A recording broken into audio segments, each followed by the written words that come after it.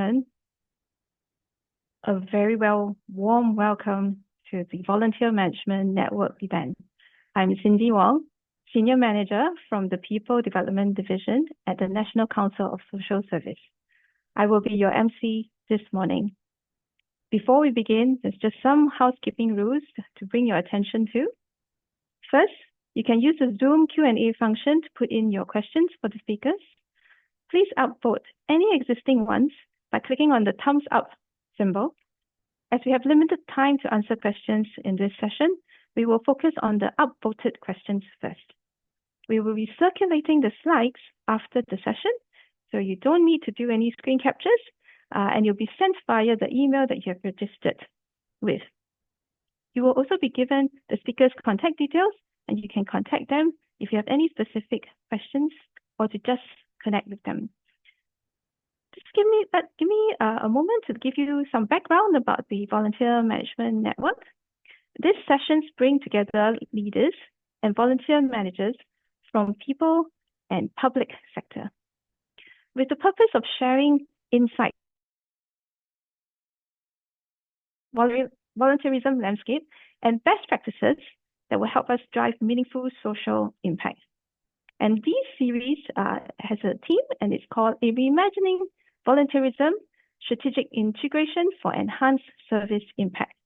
So these 3 sessions will help us uncover innovative approaches to volunteer management across different social service subsectors. We will explore ways to transform volunteers into core delivery partners for better outcomes and learn how data can help build strong volunteer partnerships. So for today, this first session, we will take a closer look at volunteer management landscape, and we'll go a little bit deeper into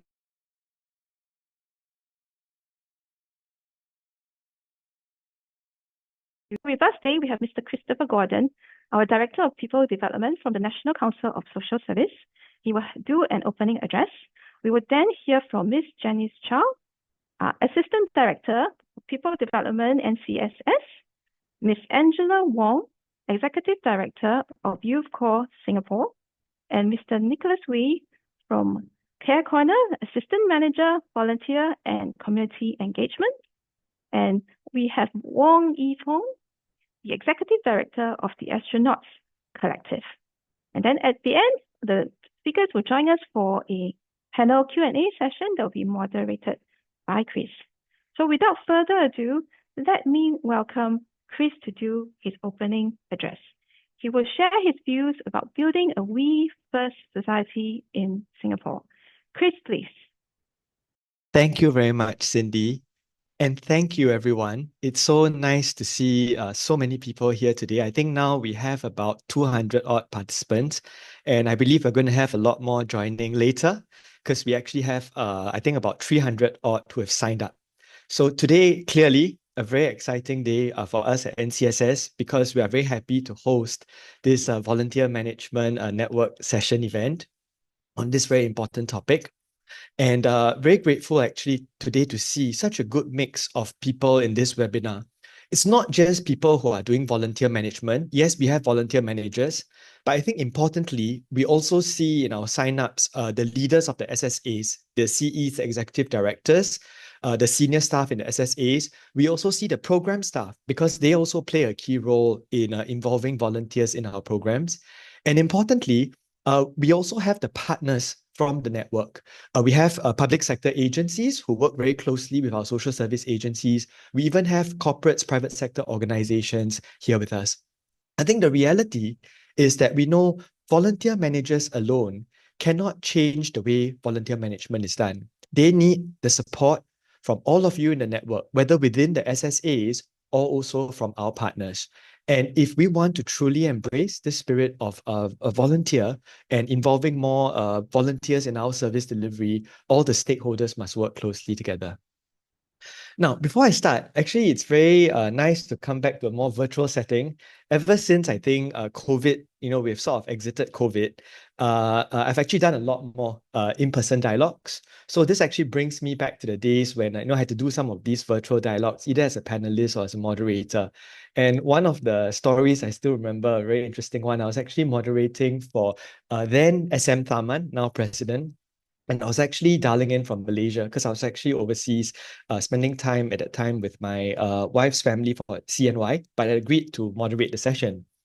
And the interesting thing was when I was in Malaysia, we did all the logging in and everything, and I realized to my horror, the town that I was in Malaysia, her hometown, they were doing some construction works, and the Wi-Fi was down. So I panicked because I'm like, I'm supposed to moderate for SM and then I cannot get online. So I had to quickly find and then manage to log into the 4G network of my brother-in-law and then managed to get online. And I was thankful the Wi-Fi was quite stable throughout the session. So brings me very fond memories of going back to the COVID days of virtual webinars, as I'm sure for our other panelists as well. Okay, now, before we dive into it, I wanted to talk about we first. You would hear a lot of the we first being talked about uh, on the news by the 4G leaders. Now, why is we first important? I take you back to COVID days, and actually, in Singapore, we looked at some of the international studies pre and post COVID. And not just Singapore research studies, international research studies like the Pew studies actually showed most societies, when you looked at pre-pandemic and post-pandemic, they track how public trust evolved pre to post-pandemic. Most societies worldwide, public trust actually decreased when they exited the pandemic. Singapore was one of a small handful of countries in the Pew Research where public trust actually increased. Now, what do I mean by public trust? Public trust is not just the trust between government and people. Of course, that's important. People trust that the government would do the right thing, would say the right thing, but importantly, do the right thing to protect citizens and to protect the country in a crisis.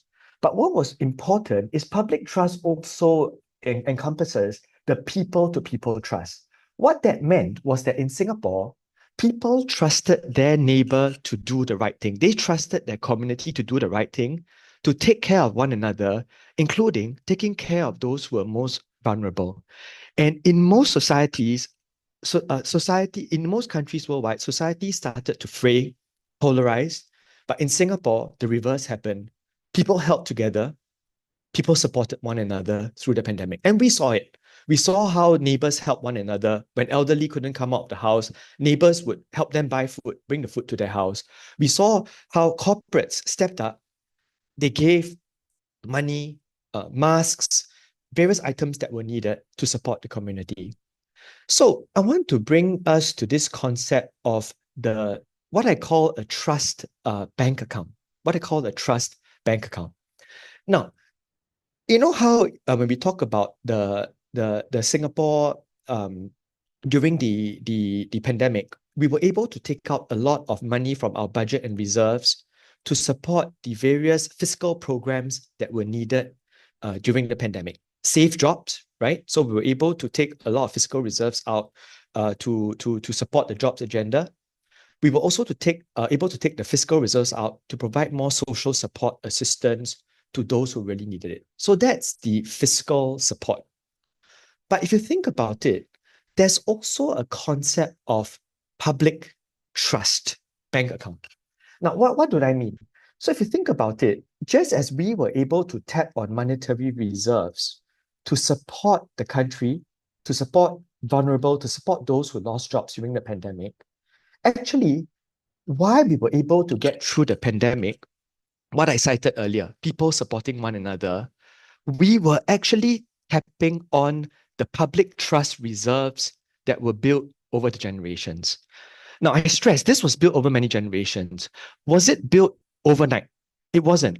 Actually, if you think about it, our great grandparents, grandparents, our parents, over the course of the past 60 years of nation building, all played their part to put money into this trust bank account. And this started from the days when, if you recall, we had the race riots, and collectively, my grandparents' generation, for some of you, maybe your grandparents, they decided that we must never again let an issue like race and religion divide our country. Never again. And from then, they decided that Singaporeans must come together, united, and they all put money into that trust bank account. Now, just move to the next slide. Okay, volunteerism is a key part where we can actually help to build that social compact.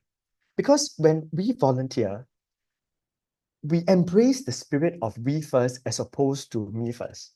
In many societies where it's more me first, it's a spirit of take, take, take. They take from that public trust bank account, and slowly over time, if our spirit is me first, we will slowly deplete that public trust bank account. But in a society where we embrace the we first spirit, everybody doesn't ask, what do I take? Everybody asks, just as I have taken, I've benefited from the country, from our good policies, from our good social cohesion in the past. Now it is time for me to also give to the process, to put money into the public trust account. So it is with that spirit. We cannot just take from the country, take from the system. We also have to give back. And volunteerism is an important part to build that social compact, to put money into that public trust account. And if we think about it, by putting money into the public trust account now, it's like what happened during COVID. Because our grandparents put money into that public trust bank account, our generation, was able to get through the pandemic safely. Likewise, if our generation now is able to put more money into the public trust bank account, it means that for future generations, our children, our grandchildren, will be able to have those reserves to draw on as and when they face a crisis in their generation. And the social service is an important part in that equation as well. Why? I think many of you know it is a challenging time for the social service sector. Needs are growing. Clearly, needs are growing rapidly. But importantly, I think many of you also know there are severe resource challenges, none more so than manpower. It's not just the social service sector, public sector, corporate sector, all are facing a severe crunch for manpower. What it means is that we need to challenge ourselves to think about social service volunteerism very differently, and importantly, to see how social service volunteerism can really plug into our service delivery, can help to transform the service delivery model so that we don't actually need to rely on too many Yes, we still need professionals for certain roles, but we don't need to rely on too many professionals to do everything. We can actually have our professionals working well with volunteers together in a complementary way to deliver the service. Later on, my colleague Janice will be sharing more about the landscape and why it's important that we double down on volunteerism and how all of you play a very important part in the process. So it's important that we continue to build on this because, as I said, if we are able to do this well, Singapore will be ready to face whatever challenges lays ahead. And importantly, like I said, when we embrace a we first society, we are putting money, much more money into that public trust account, which will last us for many generations to come. Now, today, I'm actually very happy that we have a few very distinguished speakers who I've known very well over the years. First, we have Executive Director from Youth Corps Singapore, Angela. Angela, I've known her for a decade. I used to be a council member of National Youth Council. I work very closely with her and also her predecessor, Kakwang, and the very great work they're doing in Youth Corps, cause-based volunteerism, energizing young Singaporeans to do more, to do good. Angela and the team have a lot of wonderful experiences, which I look forward to hearing her share with you. Then we also have from Care Corner, Nicholas. Care Corner is one of our biggest SSAs, multi-service, but they really have also pushed the boundaries in terms of bringing more volunteers into their service delivery, and they have a lot of best practices. We had Nick's colleague, Eugene, speak at one of our earlier sessions last year, And the sharing was also very insightful. So I look forward to next sharing as well. And last but not least, Fong from Astronauts. I've known Astronauts actually over many years. I knew Fong's co-ED first, Marvin Kang, passionate civil servant. At that time, he was a civil servant. He's now left the civil service to run Astronauts fully with Fong and the team. And I'm amazed by them because they had a lot of courage to take a step from what was previously a more comfortable, in the case of Marvin, public sector role. But he really belief in this mission, and they've gone full time to Astronauts, and they've done such wonderful work, including involving a lot of youth in the delivery of the wonderful programs that they do. For those of you that don't know, they do a lot of career dialogues, career fairs to promote awareness about careers. And besides them, next few sessions, we're also going to have a lot of impactful speakers from Impart, Halogen Talent Trust, Samaritans of Singapore, the SUSS, Make-A-Wish Singapore, and Give Asia. So I think over the course of the 3 sessions, try to join us for the next 2 as well. I believe you will learn a lot in the next few weeks. Okay, now without further ado, I thank you all once again for taking the time to join us, and I hand over to Cindy, and she'll take us through the rest of today's session. Look forward to a very energizing Q&A session later as well. Thank you, everyone. Thank you, Chris. That was an inspiring speech. Now it's my pleasure to introduce the next speaker, and it's Miss Janice Chow, Assistant Director, People Development from the National Council of Social Service. Janice will be sharing about the volunteer landscape in the social service sector. Janice, please. Yeah, thank you. Thanks, Cindy. Thanks, Chris. So good morning, everyone. My name is Janice, and I'll be sharing on the shifts and trends that we're seeing today to get you thinking about how you might want to do things differently in your volunteer management. So we are all very familiar with these 4 global trends that will reshape the way that we work in the sector. Right? We have an aging population, which will need more support services. Right? We are experiencing tech disruptions that's changing how we work. We're also seeing emerging needs like mental health challenges and also social isolation. And lastly, climate change. It affects all of us, but it has an even greater impact on the disadvantaged group, right, as they experience heat stress and mental well-being. But what's most common across these trends is actually the shrinking workforce. So like what Chris mentioned, right, the reality is we cannot hire enough professionals to address all these massive growing needs. Right, we're already experiencing manpower shortages in some professions in the sector, and just relying on professionals alone wouldn't be enough. So the question is, what do we need? So a strong social service sector must be supported by the larger society to effect and sustain change in the service users, right? Because we know that people live in interconnected systems, and these systems constantly influence one another. So for example, a youth might be receiving very effective intervention from your organization, but if their family system does not support the change at home, or the community that they are in remains unwelcoming, right, your professional work gets undone, and the change in the youth cannot be sustained.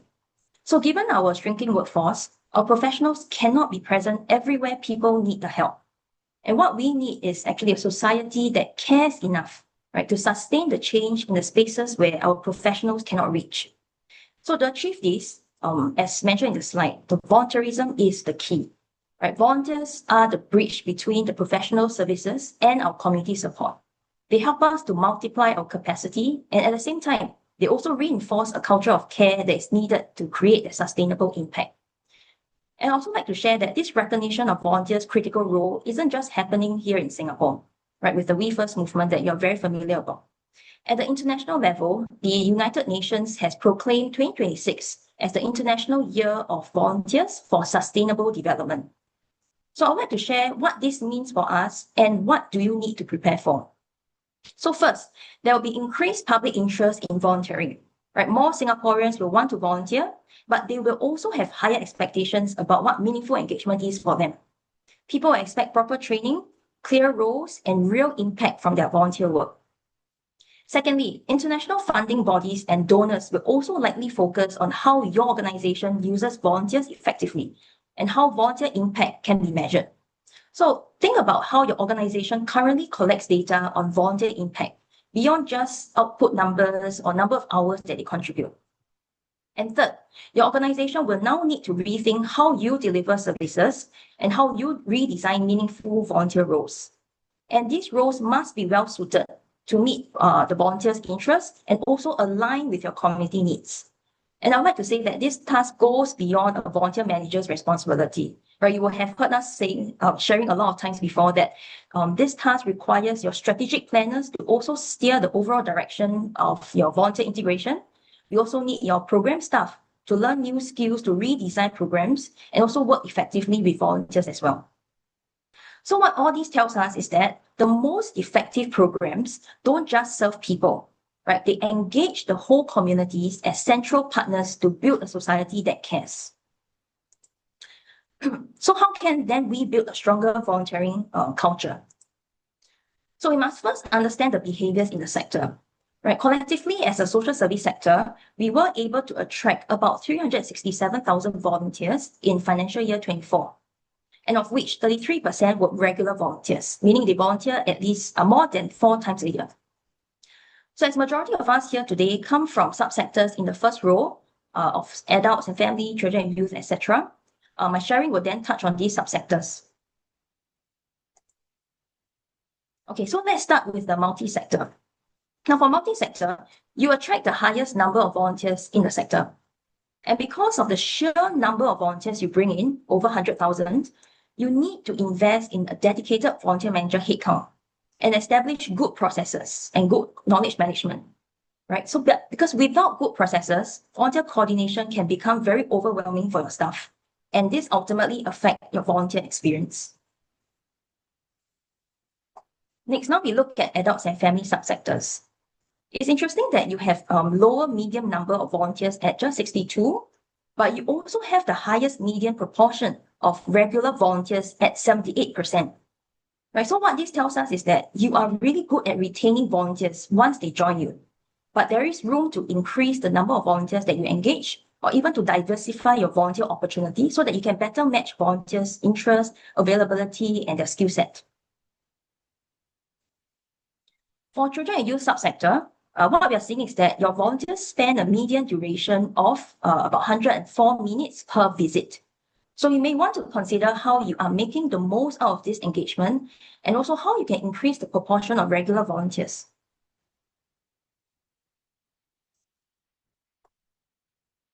Next, for disability subsector, we see that you do attract good volunteer numbers at about 20,000 plus, but with the lowest proportion of regular volunteers at 22%. So what this means is that, it may be good for you to review your volunteer engagement, your onboarding and training processes to see how you can eventually convert them to more regular volunteers. Okay, moving on, for mental health space, as the smaller subsector, it's natural that you have the lowest number of volunteers at 2,000 plus. But what's interesting is that you have the largest proportion of regular volunteers at 38%. Right? You also have the highest volunteer visit duration at 176 minutes, which is almost 3 hours long. So that's really impressive. And it's signaling that you are doing something that is working well to keep volunteers engaged and them wanting to return back to your organization. Lastly, for the senior subsector, we see that you're also good at bringing in large number of volunteers at 41,000 plus, but the proportion of regular volunteers is at 26%. So it might be good for you to focus on the retention of volunteers to eventually bring in more regular ones so that you can help them sustain your programs and also your service users' outcomes. Okay, so now let's zoom out to look at how the sector is doing collectively in your volunteer management practices. Now, one area that everyone across all subsectors fare well is in volunteer recruitment, right? And the key areas that the sector can do better are actually reviewing your volunteer management practices, volunteer onboarding and training, and volunteer experience and engagement. So what this suggests to us is we are good at attracting volunteers into the social service sector. But what we need to improve on or work harder is keeping them engaged and then converting them to more regular volunteers.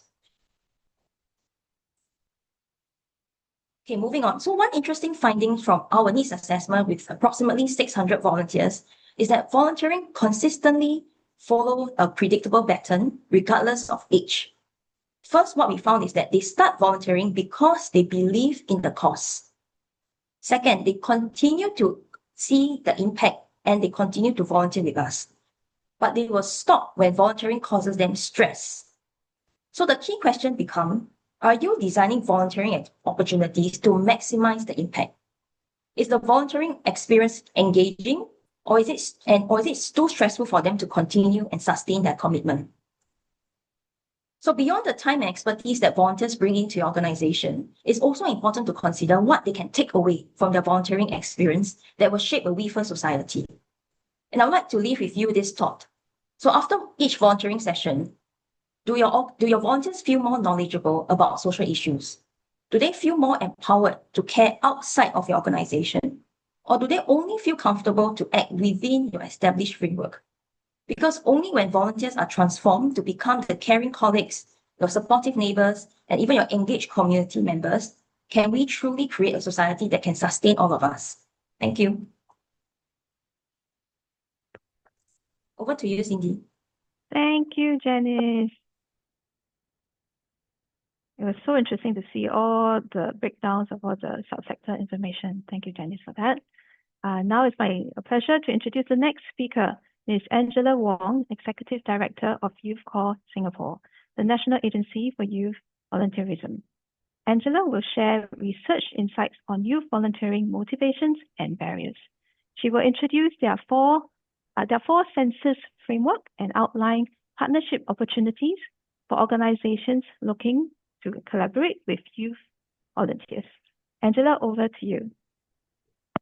Thank you. Thanks, Cindy. Thank you to NCSS friends, Chris, as well as his team for inviting me today to share. I was looking through the participants list, and I do see that there's quite a number of friends from the sector that I'm pretty familiar with. These of you will have known that I was in Partnership Lab for a few years before I moved back into Youth Corps Singapore. So like what Chris mentioned, I took over the previous ED, Ka Kwang, and I was the ED since March 2025. Yeah, so today I'm going to share a bit more about what we do in Youth Corps, and also how do we actually mobilize youth volunteers? How do we actually also leverage on some of the insights from surveys, be our own data points, as well as the National Giving Survey from NVPC to work on how we can support young people to volunteer, leverage on their motivation to volunteer, as well as to lower the barriers of entry of volunteering. Okay, so this is the first slide is really going to share about what Youth Corps is. Okay, so some of you may have known us. This is our 11th year. We started in 2014 as a division under the National Youth Council, which is the national agency looking at youth development. So our mission in Youth Corps is to champion youth volunteerism to build active citizenry for a caring and cohesive society.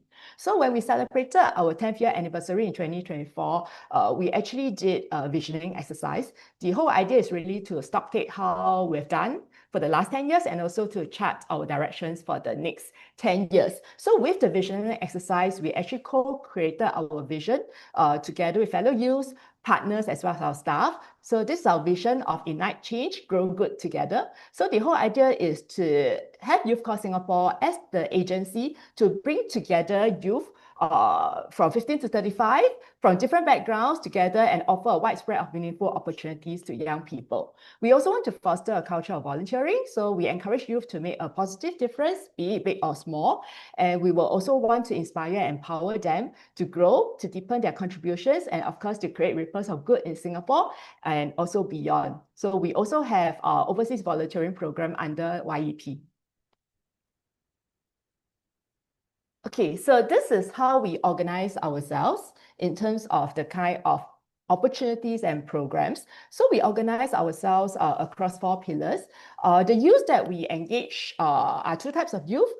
Basically, they are the broad-based youth, youth general population of youth, as well as the youth leaders, whom we want to develop further so that they can rally more youth in their circle to volunteer more. So under the Learn pillar, it's really about creating awareness about social issues and helping youth to build empathy. So some of you may be aware that our Social Action Hub is actually at the Red Box at Somerset. So that is where we do run a lot of activities to build social awareness for young people. We also take our youth for learning journeys. Another program we have under the Learn pillar is our Youth Corps Community Internship Program, mainly catered to the IHL students. So that is where we partner organizations in the sector to avail internship opportunities for young people so that they are able to understand a bit more about the roles in the sector. Okay, under the volunteer pillar, we offer a range of volunteering opportunities, ranging from ad hoc bite-sized volunteering programs to longer regular programs, and of course, our overseas program, YEP, that we celebrated our 25th anniversary last year. Okay, so for the youth leaders, we run 2 flagship programs.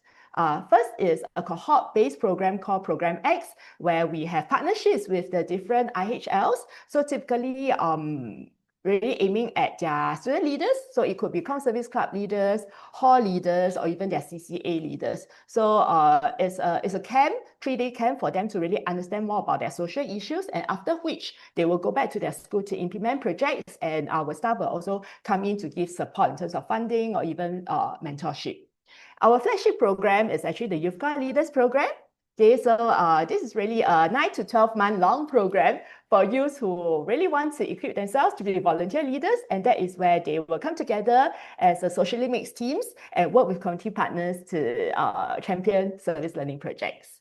Okay, then under the Connect pillar, we are looking at not just providing programs for young people, we want to also create the ecosystem to really sustain their passion in volunteering. So that is where we have different youth-led clusters within Youth Corps for youth to continue to come together as like-minded friends to lead and also organize their own volunteering activities. And one to note is really the peer supporter program.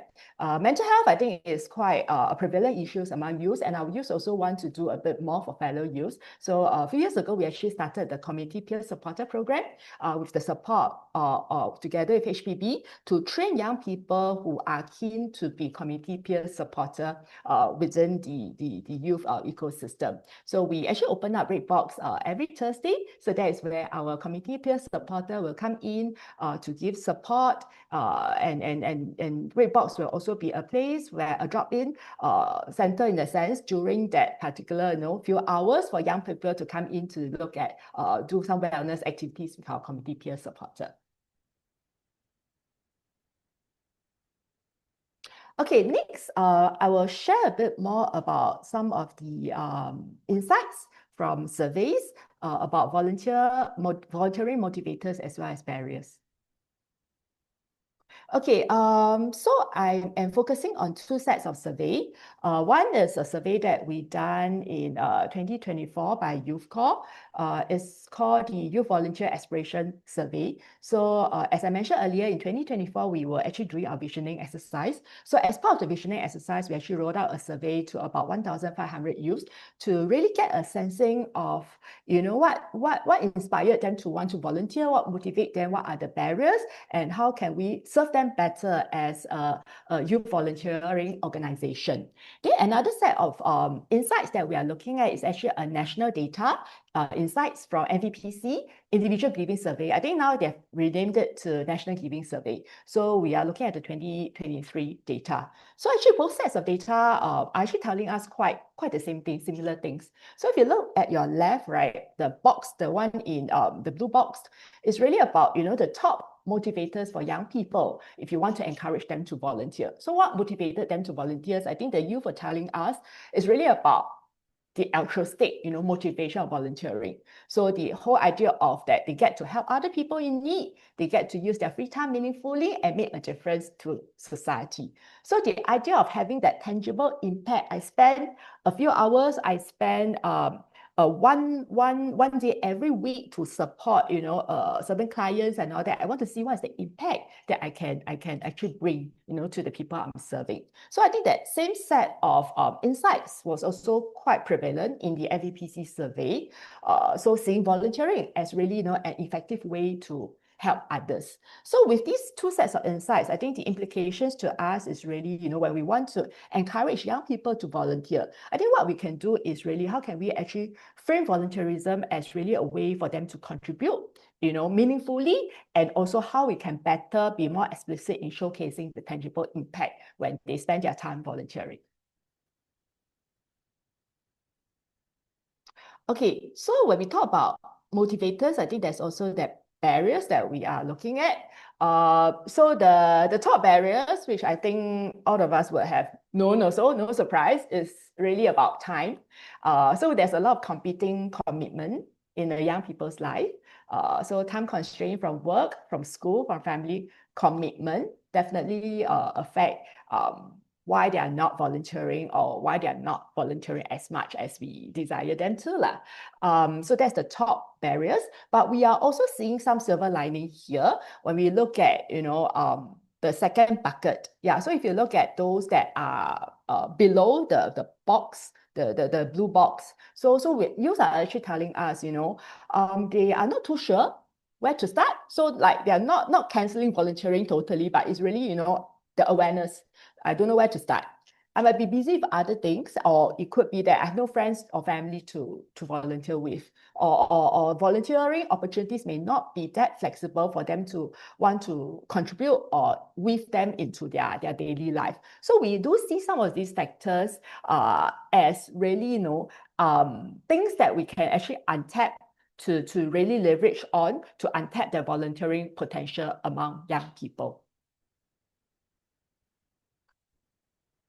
Okay, so how do we do this? This is what we do in Youth Core to leverage on the motivators of volunteering and also to support youth to lower their barriers. Okay, so in Youth Core, we actually have this framework called the 4 senses framework. So the whole idea is using this framework in the whole journey when the youth come and volunteer with Youth Core. At the end of the day, you want to create that positive volunteering experience for the young people. By having a positive volunteering experience, the likelihood of them wanting to continue to volunteer will definitely be higher. Yeah, so maybe I will go through quickly, and later I will share some examples to elaborate on each of the 4 senses. Okay, so the first is really the sense of purpose. So when you look at the findings, we do note that young people really want to make a difference. They want to know that they are really, making a difference in young people or in other person's life. So for when it comes to the sense of purpose, it's really getting them to really understand, why are they doing this?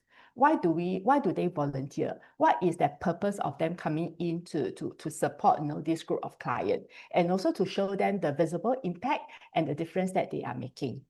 Sense of confidence is really about empowering and equipping young people. So it's really giving them that confidence that, yes, I am confident that I can be a competent volunteer when I come in to support, an organization with a certain task, with a certain volunteer role.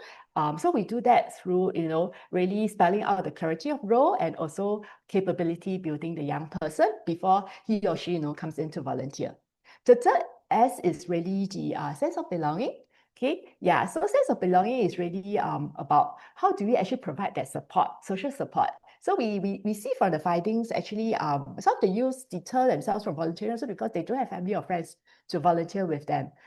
So we want to also provide the kind of social support when you come in to volunteer, not just about serving the community, but it's also a channel for you to also make new friends, for you to meet like-minded friends, for you to also form that community, to build that friendships. And I think there are also a lot of studies to show that our youth are having lesser and lesser close friends. So we are also trying to see how volunteering can also be a platform for them to really build new friendships. Okay, the last sense is really the sense of ownership. It's really about building the affinity, sustaining their volunteerism, giving them the empowerment, giving youth the agency so that they see that they really can do something, they have a part to play, and they have that sense of agency to do something, and to also, for those who want to continue to develop themselves, to also, have that progression pathway. It's like my slides are not, my slides disappear. I may need the help from NCSS. to reload the slides again.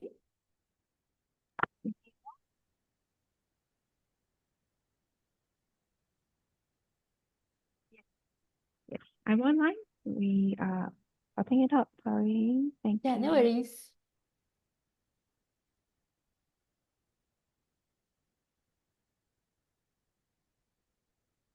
Apologies, everyone.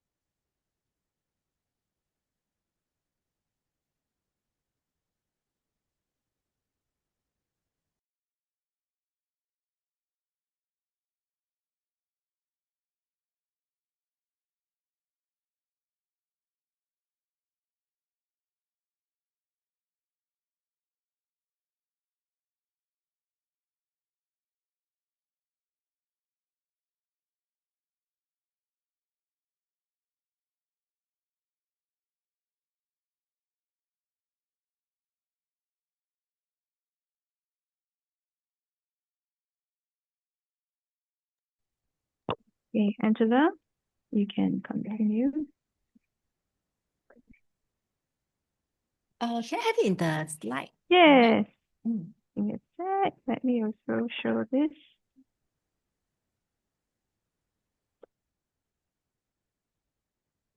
Okay, great. Thank you. Okay, yeah. So I was sharing about the 4 senses. So now I'll elaborate a bit more of each of the 4 senses. Okay, so when it comes to the sense of purpose, okay, yeah, sense of purpose, like I mentioned, is really about helping volunteers to understand the why and the needs on the ground. So what we do on the ground is really, to partner with our community partners, to partner with the beneficiary organizations, to really look at how we can do more contact setting for young people before they actually start volunteering. So that is typically done during our orientation and training session. So for Youth Corps, we'll provide orientation and training for all volunteers, regardless whether they are coming in as a bite size, once off volunteering, or they are volunteering as a regular program. Yeah, so for this example here, we actually partner MICE, Me Too Club. So before the youth volunteers actually come on board to serve the ID clients, we actually get our partners to share a bit more about the clients, as well as, the larger why of volunteering during their ONT.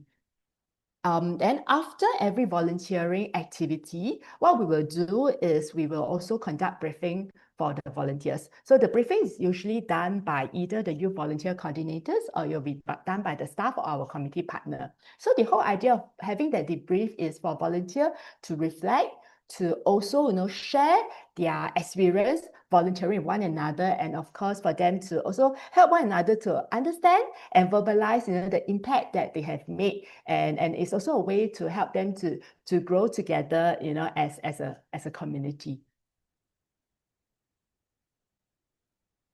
Okay, so the next sense is the sense of confidence.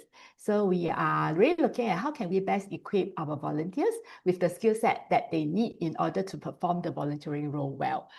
So again, we will work with community partners to do that. So the picture in the middle actually show how our volunteers were actually learning how to use the wheelchair before they embark on a seniors volunteering program, where we have quite a number of wheelchair-bound seniors. So that is where our community partner is actually sharing with the volunteers and doing the on-the-job training for our volunteers.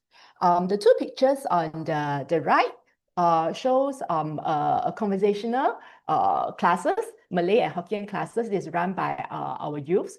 So our youth cluster, we do have a cluster called the Elder Care Cluster. So these are a group of youth who are very passionate to serve the seniors. So they actually run their own community service with different community partners. And before the youths actually come together and serve, what they will do is they will organize Malay classes, Hokkien classes, or even Teochew classes, dialect classes for the youth so that they can equip themselves with some simple, dialect phrases or Malay phrases so that they can engage their beneficiary and their clients more effectively.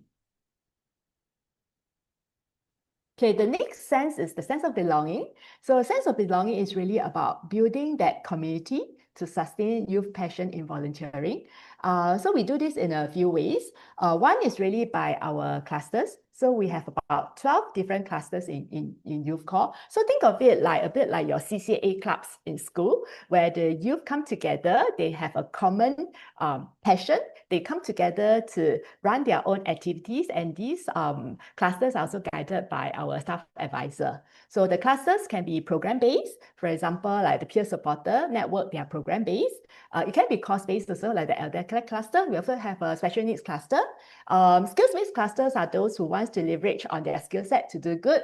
For example, the media team would like to use their photography skills or videography skills to do good. We also have an ambassadors team where they will be the ones to help us to do outreach.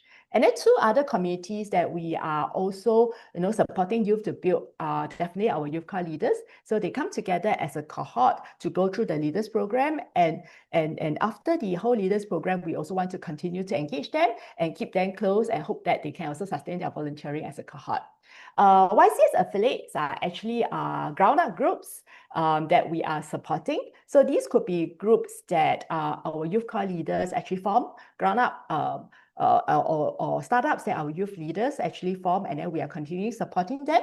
Or they could be, ground-up groups from NYC supported program like Young Change Makers. So after they finished the project, they decided to continue and become a ground-up. Or it could be really, ground-up or startup from NYC's Youth Action Challenge. So these are also, communities and youth groups that Youth Corps are supporting.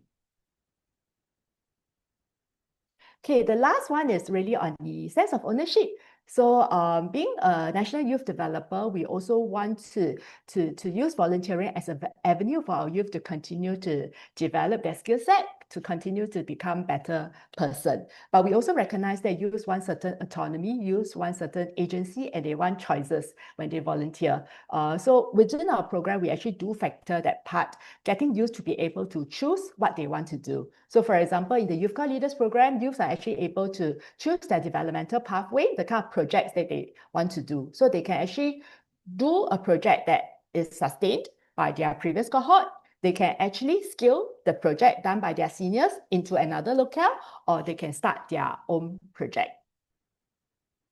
Then another way to sustain their volunteering is really, post-leaders program. So that is where their youth can choose to go where they want to. Okay, so they can actually grow and contribute in various ways, be it starting their own project, mentor, fellow youth, serve in different youth corps programs, or even grow, where we will actually nominate some of them to be speakers and contributors in international platforms. Okay, so in summary for this segment, I think positive volunteering experience do not occur by chance. So there's a lot of intentional curation. So while we curate a good project, we design a good volunteering activity, I think it needs to be coupled with good volunteer management, how we recruit volunteer, how we retain volunteer, and of course, how do we better prepare and support a volunteer, and also create that positive volunteering experience so that they can sustain their volunteering effort and create greater community impact. Okay, just to touch a bit on the time constraint. So I think in our previous findings, we actually do see that youth have a lot of competing kind of commitments. So how Youth Corps address this is really how we make volunteering flexible. So these are through three areas. So the first one is really how to make it flexible through bite-sized volunteering program. So we do offer quite a number of bite-sized programs. So 0.5 days or 1 day kind of volunteering programs where youth that are not experienced in volunteering, new to volunteering, or don't have much time is still able to contribute at an ad hoc basis. And the agency and the empowerment to youth is also about how we can actually channel them to self-directed learning through our learning management system, where youth are able to build essential volunteering skills on their own. And our Discover Civic Action portal is really the volunteer recruitment portal in the sense where youths are able to filter the voluntary opportunities by their preferred, be it commitment level, the time of the week, so that they also have the agency to choose what they want to do. Okay, so the last bit is really about the kind of resources that we are happy to share with our fellow sector partners and how we can also partner some of you to really make youth volunteering something that is part of your organization. Okay, so this is the learning management system that we talk about, and this is an overview of the different volunteering related modules that we have currently curated. So it ranges from volunteer engagement to really understanding about the different social sector and even overseas volunteering, and 2 modules on project management. So if you are keen to view some of these modules and you find these modules relevant to the youth volunteers that you are supporting in your organization, do let us know and we can see how we can view these modules to your youth volunteers. Okay, the next one is Discover Civic Action. So this is our volunteer portal. So we have been rolling this out since the beginning of last year. So the feedback from the youth is actually very youth-friendly. They like it that they can actually track their volunteering impact, they can earn badges, and they can actually do the filtering very quickly and quickly access through SingPass. So again, if you are keen to use this as a way to recruit youth volunteers, use it as a way for you to better manage your youth volunteers, do let us know also, and you can see how we can partner. Okay, last slide. Yeah, so this is just a summary of how we can partner together. We do run quite a number of bite-sized program. So if you have programs that involve the children, environment, seniors, or special needs clients, and it can be structured into a bite-size or regular commitment for our youth volunteers, we are happy to see how we can explore opportunities to collaborate. I've elaborated on the IMS and DCA already. Then the last one is actually a grant that we actually give to our partners. So some of our partners do receive funding support for us to develop different service learning projects under the Youth Corps Leaders Program, or they will deliver regular programs or community service events together with us. So these are definitely things that we can see how we can explore together. So feel free to drop us an email if you feel that there's some areas that we can come together and see how we can better support young people. Okay, yeah, if not, that's all for me. Thank you very much for your attention. Thank you, Angela. So sorry about that technical glitch in the middle. We have sorted that out. Give us a sec here.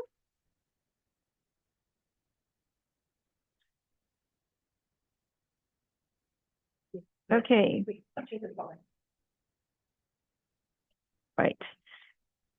Now let me introduce our next speaker, and he's Mr. Nicholas Wee, the Assistant Manager, Volunteer and Community Engagement from Care Corner, Singapore. Nicholas will be sharing Care Corner's overall volunteer management framework for engaging youth volunteers. He will share key lessons that the organization has learned over the years through their partnerships, like with Youth Corps, but also from their own youth engagement and leadership development efforts. So over to you, Nicholas. Hi everyone, good morning. Thanks for having me here, especially thanks to NCSS for really crafting this together. Also very happy to see many familiar faces online. Not gonna lie, when I heard we first at the start, I thought I was gonna speak first, but then I realized, no, I'm the 4th speaker. So really, it's my pleasure to have this time to really to be able to share with you guys how Care Corner engages and develops youth volunteers through our volunteer management process. And really a lot of these key things and learning lessons come with many years of experience, as well as learnings from many community partners, such as other SSAs, as well as YCS that we have worked with quite well. Okay, if you see on the next slide, give me a moment now. I think it's... Yep. In this slide, it's really an overview of what I'll be covering today. Our volunteer management framework is a a really comprehensive framework and document that we have. So today I'll be touching mainly on these 2 points, the volunteer role scoping, as well as our registration policy, and I'll share why it's important. After that, I'll touch a little bit into youth volunteer leaders, as well as youth volunteer engagement strategies that we have. So many of you have heard of the volunteer management framework from my other colleagues, such as Alinda and Eugene over the years. And at Care Corner, we have this volunteer management framework, otherwise known as VMF.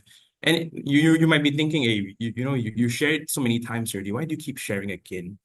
And the reason we share it again is because it actually works very well for us, not just with youth volunteers, which I will touch on a bit more in depth later, but really with all volunteers as well. So we are now currently at our 3rd edition as of last September, and it really helps all of our staff to align in terms of how we manage and interact with volunteers in all aspects. If you look on the right side, we have the guiding principles of our volunteer management framework, and really that provides not just the process, but also the heart of why we do things and how should we make decisions, important decisions during volunteer management. So in the next 2 slides, is the areas that I want to focus a little bit more today. The first is the volunteer role scoping, and yeah, the slides are not moving.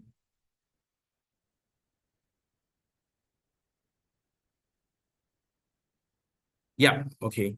So the first is volunteer role scoping, and really a well-scoped role in essence is a role that is both engaging, purposeful to the volunteer, and it also meets the real needs of the clients or the beneficiaries.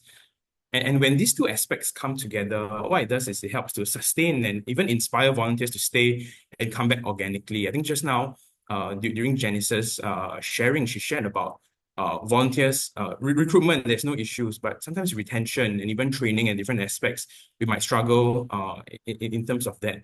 So when we scope a role well, actually, it really enhances the other aspects of the volunteer experience as well. And once we put in more time for this, actually, volunteers do come back. So if you see what I have put here, these 4 different aspects. First, a good when a role is scoped well and is clearly defined, what it does is it helps set clear expectations for the volunteers. And when I mean clearly defined, it's not just about the role and responsibility of the volunteers, but even down to the details, like when is the date of the opportunity, what is the frequency, what's the commitment that you expect of the volunteer, what's the level of involvement, and all of this is sort of like a job description for the volunteers. But when it is clear in that way, it sets very clear expectations of the volunteer of what they are signing up to. And at Care Corner, we term it as a psychological contract. So there is this expectation of what they're supposed to do, what they're getting into, and we reduce the risk of volunteers being surprised about what they're supposed to do, which a lot of times is what what can cause dissatisfaction in these areas. Secondly, the role that is scoped well helps volunteers to understand how their role impacts all stakeholders. I think I saw one of the questions just now talk about a bit more indirect roles. And actually what happens is maybe one of the ways that we can engage volunteers to come in with more indirect roles is really to help them understand and see the impact of their work. Because sometimes when it's indirect, maybe they don't understand what they're spending this time for. And really, when they understand the impact of the role, not just to the beneficiaries, sometimes it could be even the organization, the staff, and all the stakeholders in the ecosystem, that helps volunteers appreciate their role a little bit more. Thirdly, a role that is scoped well helps us to identify potential risks and also helps all parties to align strategies. Let me illustrate an example.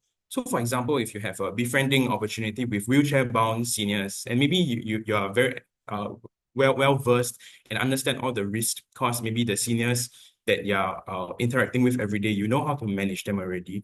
But a lot of times, because these aren't taught out or explicitly shared, maybe volunteers might have very different understanding of what the volunteering role is.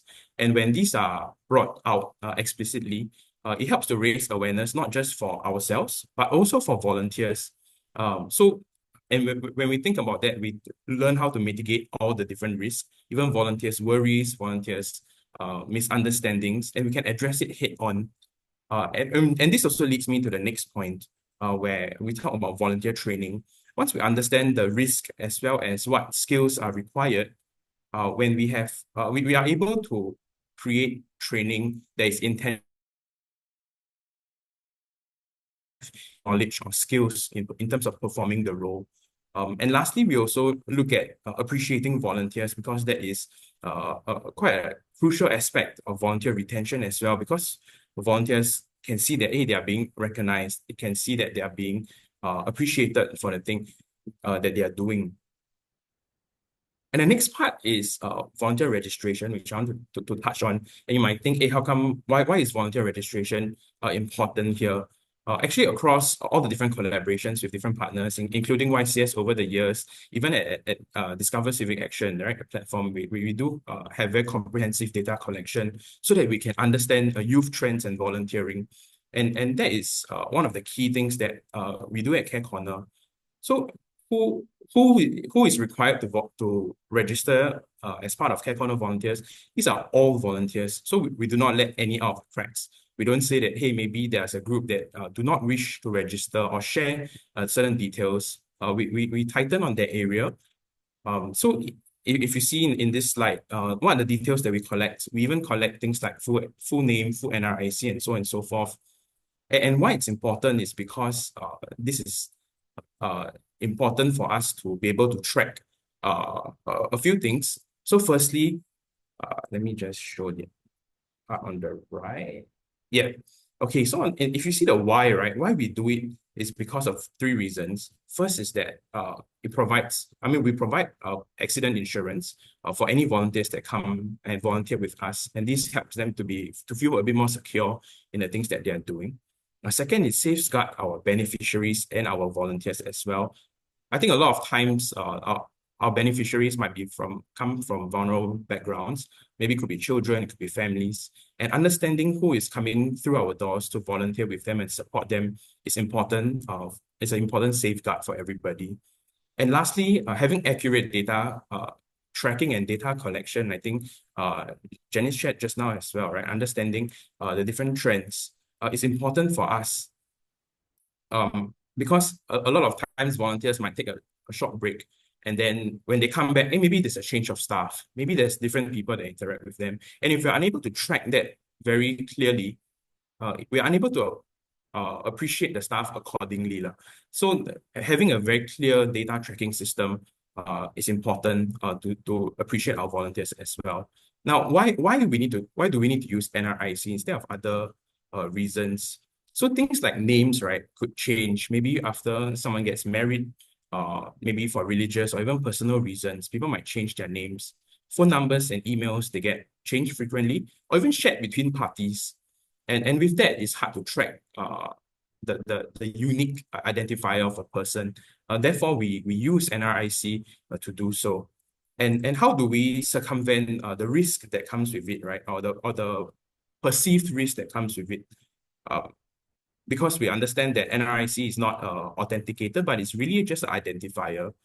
So what happens is all details are stored on our Salesforce, our volunteer management system, hosted on Salesforce, and it really has the comprehensive security features that covers and secure of these data, and we only provide access rights to the relevant persons.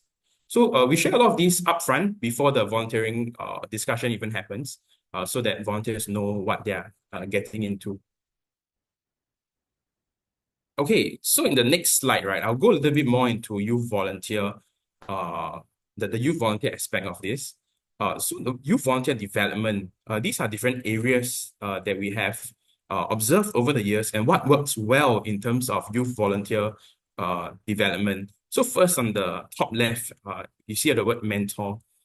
So because we identify over the years that youths, right, sometimes we do wish for youth leaders to rise up. Sometimes we even hope for them to rise up organically.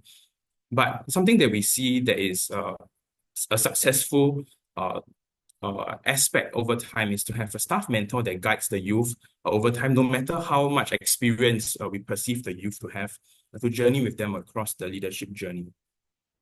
Next is to have regular and structured check-ins, because this do help them, not just with the casual conversations, but I think it helps them to frame that this partnership or this volunteer opportunity is important. And volunteers can even share feedback or even feelings towards our program. And if we can identify issues that are emerging or slowly budding, even at a very initial stage. Next, we also see the importance of provide leadership training on the top right. If you see, having adequate leadership training will provide the youth volunteer leaders with skills, the required skills for them to lead and perform their role. Next is the space and autonomy to lead. I think a lot of times we do wish to have control, especially with budding youth leaders. Sometimes they might make mistakes. Sometimes they might have certain thoughts or worries or uncertainty. But a lot of times after we guide and we train, there's also the aspect of letting them shine. And that's where we try to empower them and provide them with an environment to succeed in making the decisions during the program. In the next aspect is also the volunteer appreciation. Previously, I already shared, so I won't elaborate too much. But I think a lot of times the volunteer appreciation needs to be intentional, because it needs to be personal. So different volunteers do like to be appreciated differently. So I think having see that and understand that, it helps volunteers feel heard and appreciated on a personal level. And last part also is exit management and handover. So as much as we love volunteers staying for a long time, I think just now Angela also shared that different youths have different commitments. And the unfortunate reality is that youths have different seasons in their life. It could be a change of school, it could be a change of life stage, right? Going from JC to army, to uni, to working, even change of relationships and so on and so forth. But really understanding the timeline of the youths and preparing for their exit and to replace and to find handover process to facilitate the discussion of handover is really important, so that the staff, we don't really retrain someone all from scratch again. Okay, so in the last slide that I have, okay, let me move the slides. Yes, okay, in the last slide that I have is regarding volunteer engagement. And I think I also do see some questions about, hey, how do we make a youth how do we create or facilitate youth volunteer retention? These are some things that we also have observed over the years that works. So first is youth-friendly schedules. So I think a lot of times we do think of from the beneficiaries or our clients' perspective of when they are available. But a lot of times we also need to think of when the youths are available if we do want to have them. So for example, exam periods or when school starts, like for example, August to October when uni and poly just starts, or even weekdays before 2 p.m., all of these times will yield very little results. But on the contrary, we can play that to our advantage. We know that JC students or those who have finished their A-levels are available from January all the way to August, right, before uni starts. During school holidays, even Thursday, Friday nights, or even weekends. And this is an important time to catch them as well. I think we also know that youths do have different seasons, as I mentioned just now. So it's important to forecast that change in terms of lifestyle as well. The next aspect is program design. I think just now Angela also touched a little bit on it during the 4 senses where she shared about the sense of belonging. It's important for many youth volunteers who want to do good and want to give back. They also want to make friends. So what happens is a lot of times in our youth volunteer program design, we intentionally create space and time for interaction, icebreakers, time to eat together, creating communities. And all of these are important in retaining the youth because they create bonds with each other. So the last 2 parts I will touch on it quickly because I know my time is short. So next is to allow space for them to learn and develop, as I mentioned just now, space for making errors. And also, as much as I shared about indirect engagement, generally youths prefer direct engagements with beneficiaries because they can see the impact that they are doing. But I think over time, if we do scope the role well, indirect roles work as well. Okay, so with that, all in all, in summary, when we scope the role to attract youths, and then we want to journey with them, we want to retain them, it's important to think from their perspective. And while it's not the easiest, it's usually worth it because when everything comes together, I think many SSAs, we do enjoy the youth energy that comes into with the clients and with the interaction, I think it is a great time together. And it's also very purposeful, very meaningful. And I think a lot of times the beneficiaries and the clients do appreciate that as well. So with that, I think I have shared all of my all of our experiences with youth volunteer engagement and retention. So thank you for allowing me this time to share. Okay, my next slide is my email. My email is here. I think if you do have any questions regarding Healthcare Corner, with our volunteer management framework, or even youth volunteer engagement, do reach out to me. Thank you. Thank Over to you, you Cindy. so much, Nicholas. It's amazing. Thank you. So now we will move our focus a little bit and look at an SSA that provides services to youths. But the way they do it is quite special. So I'll let our next speaker, Mr. Wong Fong, one of the co-founders and the executive director of the Astronauts Collective, to share with you how they design their volunteer experience for success. Fong, please. Thank you, Cindy. All right, very good morning to everyone. Very happy to be here today to share a little bit about how in the Astronauts Collective, in short, we call ourselves TAC, we design the volunteer experience for success.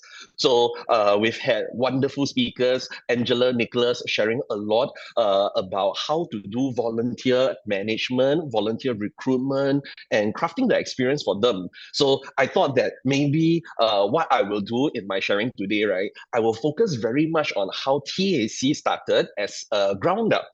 Just now I saw in one of the Q&A that said that all the speakers today come from very established organizations with established volunteer network. So I wanted to start off from a place where actually TAC is really very small organization where we first started, and it was fully volunteer based. So hoping to share a little bit of our experience and learning through this, then happy to take some questions later on. Okay, so a little bit about myself first. So my name is Fong. I'm one of the co-founder and executive director of the Astronauts Collective, in short TAC. Previously, I was actually also from the civil service. I'm a teacher by training. So I was teaching in secondary school for 10 years before I took no pay leave to work on TAC full-time. So, but TAC, when we first started, all of us were volunteers. We all had our own full-time job, and we were all in a volunteering capacity. So that is why volunteer engagement, volunteer management is very much in our DNA, because all of us started as volunteers. So then somewhere during COVID period, very reminiscent now, doing all the Zoom sessions and all these things, that was a time where, so in 2021, I actually took no pay leave from MOE to work on TAC full-time, to start TAC as a established registered charity, and to run our programs with a full-time staff team instead of just relying solely on volunteers. So a little bit about what TAC is. So we are called the Astronauts Collective because, sorry, the slides. Can you help me click to next slide? Because I'm clicking and it's not going. Thank you. Sorry. Do I have one more? Okay, never mind. So a little bit about the Astronauts Collective. We are a registered charity. We help empower youth to explore and discover meaningful careers, just like how astronauts go and explore the world out there. So in short, we do education and career guidance work for youth, mainly for profiles of youth in secondary school to tertiary. And in tertiary, as a charity, we focus a lot on ITE youth. So we currently have about 2,000 volunteers with us, but I wanted to say that this was after 10 years of building this volunteer network and doing the work that we do. When we first started out, before I started full-time, So 5 years ago, we were actually only at a volunteer database of about 200 volunteers. So over the last 5 years, as we went full-time, we grew about 10 times in our volunteer pool and network. Then we work with about 80 schools and institutions over this last 10 years, and we support about 60,000 youths through our career exploration and career mentoring programs. Why we call ourselves astronauts is just because in education and career guidance, we thought that we wanted to make it a little bit more fun. We wanted the youths, the participants, to be like astronauts, to go and be courageous and open-minded in exploring the world out there. So that's how we ended up with this like space theme and astronauts theme. And that's how we started. So talking about this volunteer experience and how do we design it, I wanted to share a little bit about our thought process and how we began. So right at the very beginning, I thought in 5 years ago, when we first started out full-time, that was the transition period when we had about 200 volunteers. We ran programs like maybe 3 or 4 times a year only, and the 200 volunteers, they just signed up for those particular programs. Then in 2021, when we started having full-time staff, and our full-time staff team at that time, right, it was just me and my other co-founders, so 2 of us. Then currently we are at a staff team of about 14 of us. So it's a really very small team. And we have to answer the question of how do we decide what is the role of the staff and what is the role of the volunteers? Because at first, I think many of you who have gone through this, right? You feel that, hey, actually for the staff, right, they are the ones who are the most trained, the most committed, the ones that you can really depend on. They have the most expertise in probably delivering a particular service. So you might be very tempted. We were very tempted to rely on the staff to do this, but thinking about it, it was difficult because the way to scale, how we can reach out to the number of youths, we cannot scale through the hiring of full-time staff. It wouldn't be sustainable. It wouldn't be financially able to support the organization. So we had to think through this. And whereas the volunteers, right, you have a big scale. You can have many of them. And but you have questions of, oh no, are they aligned or not? Are they skilled or expert enough in their areas to come in to do the volunteering? Are they committed or not? So these were the questions that we had to juggle with. And I wanted to share that we actually had somewhere in the middle row where we had the idea of having freelancers. That means they are paid, but they are not full-time staff. So kind of like paid volunteerism, but in a smaller scoped way, yet you have some sort of relationship, some sort of contractual relationship with them so that you can activate them for certain programmatic needs that you might have. So in TAC, what we did was that balancing this, later I'll share with using an example, then we think about, okay, what can volunteers viably do? And I know there were questions about training. How do you prevent burnt out? It doesn't really quite make sense that if you are going to get the volunteers to come for a 2-hour volunteering session, yet they need to go through a 4-hour or half a day or even 1 day sort of training before they can do that 2 hours. So we had to balance that and think about what sort of training and prep we can ask of the volunteer, yet at the same time, make sure that they are sufficiently skilled enough. So, and lastly, we had to think about what is the volunteers' expertise and their motivation. Just now, Angela also shared, right? The sense of purpose, the sense of confidence in what they want to do. So in thinking about all of this, what TAC, our idea that we have piloted, and then later on, how we did our volunteer management was that we have these 3 groups. We have the staff, we have the freelancers, and we have the volunteers. Let me explain a little bit by sharing how a program works. So in one of our career exploration program, we basically want to help the youth see that, oh, there are many different careers, many different industries that they can go into. So when we run a school program, it could be for like a whole cohort of students, about 300 students. So you're imagining 10 classes, and I want to bring in volunteers 10 different volunteers going into 10 different classes to share about different industries and job roles. So then we thought that it's really based on the volunteers' expertise.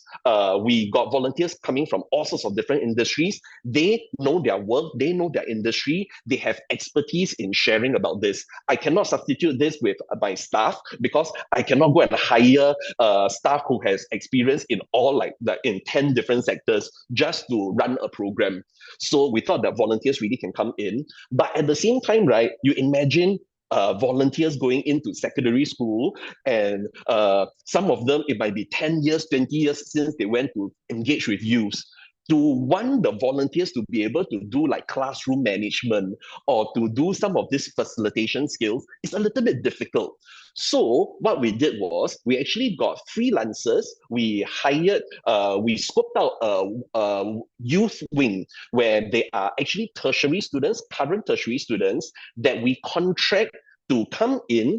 We give training to them, and we also give them a little bit of allowance to cover their time. So to them, it's a little bit like part-time work, but they are the ones who are well trained.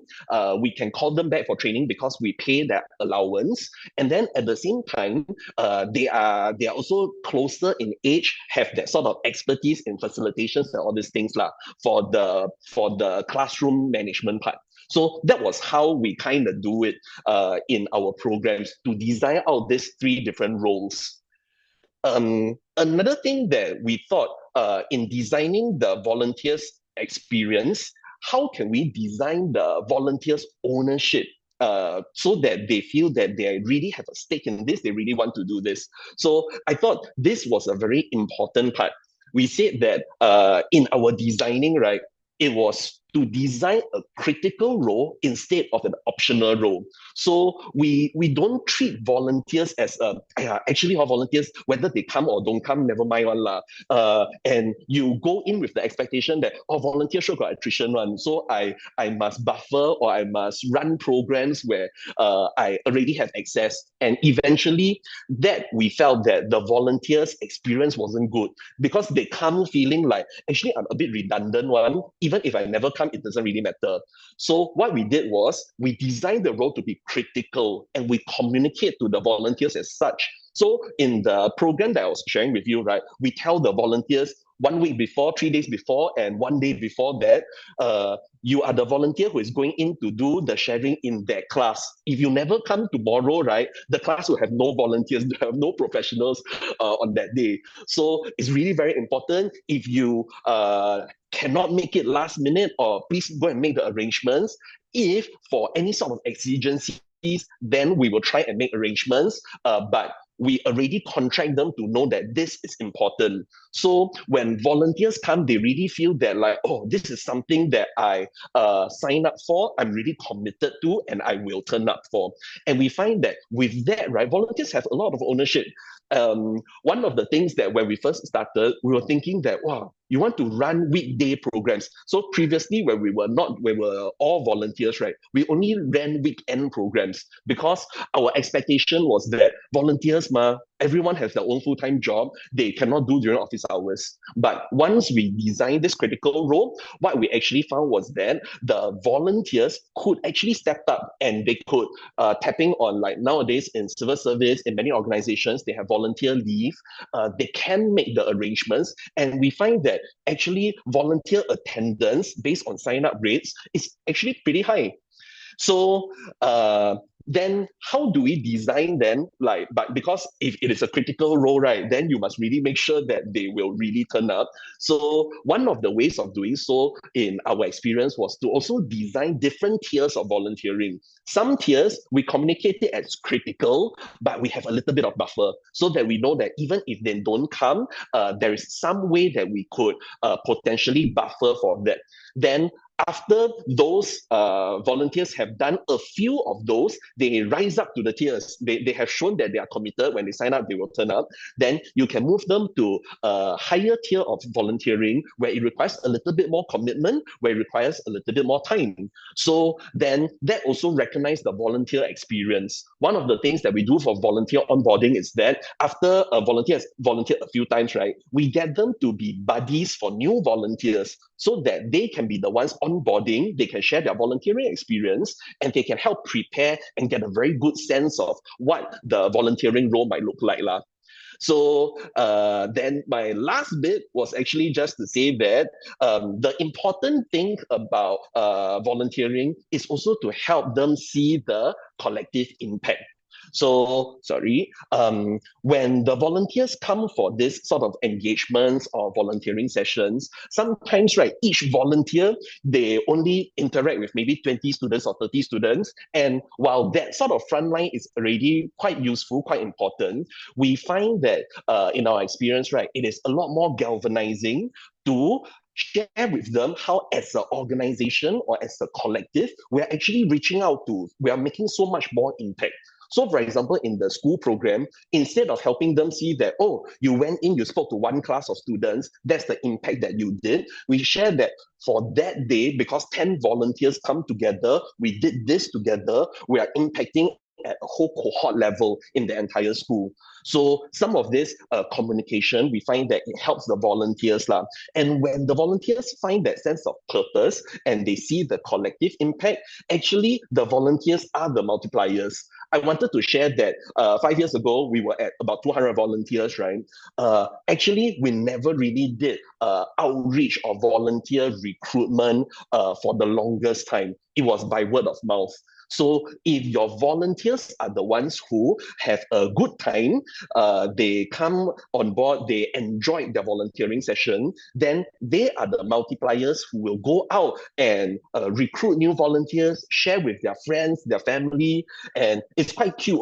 Sometimes we had like volunteers getting their children come and volunteer with them. Sometimes the other way around, the children get the parents to come and volunteer with them. And we see that that is the way that really builds the community.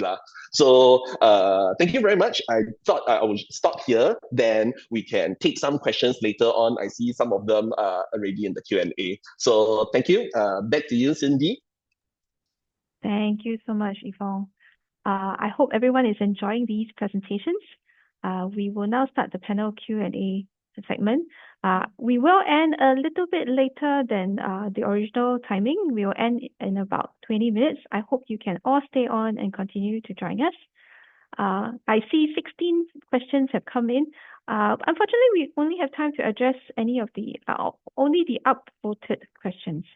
So the speakers have been answering them in the chat.